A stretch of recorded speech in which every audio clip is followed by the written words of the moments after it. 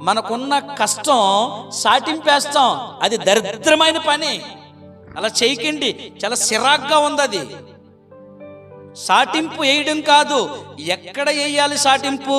దేవుని మందిరములోకి వచ్చి ఆయన పాదాల పట్టుకుని ఏడవండి. ఆమెన్, హల్లెలూయా, హల్లెలూయా. నువ్వు సాటింపేస్తే నిన్ను ఇంకా తక్కువ చేసి చూస్తారు. నువ్వు సాటింపేస్తే నిన్ను సులకన చేస్తారు. నువ్వు సాటింపేస్తే నిన్ను పక్కన పడేస్తారు. ఈ మనుషులు అలాంటి స్వభావం కలిగిన వాళ్ళు. ఆమెన్. చాటింపొద్దు, డప్పు కొట్టొద్దు, ఎవ్వరికీ తెలియొద్దు.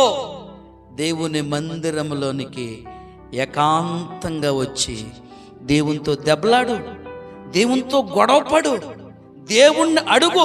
నువ్వు చేస్తావా చెయ్యవా?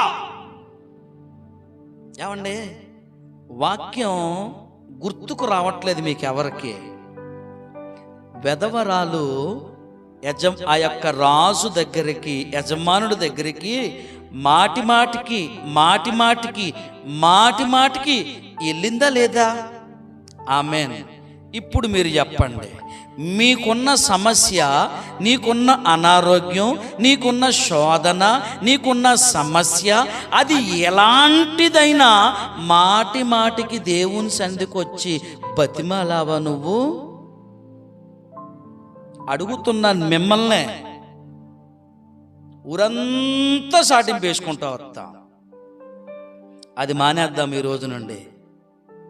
అదేంటి? మనుషులకు కనబడవలనని, మనుషులు వినవలనని, మనుషులకు తెలియాలని నువ్వు చేస్తున్న ఉపవాసం అది కరెక్ట్ కాదు. ఏది కూడా మనుషులకు తెలియజేయొద్దు. ఏది ఎవరికి ఎక్కడ చెప్పాలో, ఎలా చెప్పాలో, ఎంతవరకు చెప్పాలో అక్కడే బ్రేక్ అయిపోండి. మాటికి పిల్లలు చూడండి, మా నాన్న ఇది కొన్నాడు, మా అమ్మ ఇది కొంది, ఇదిగో ఈ చాక్లెట్, లేదంటే ఇదిగో ఆడుకునే బస్సు, ఆడుకునే సైకిల్, ఆడుకునే బండిది. అది పొరపాటు.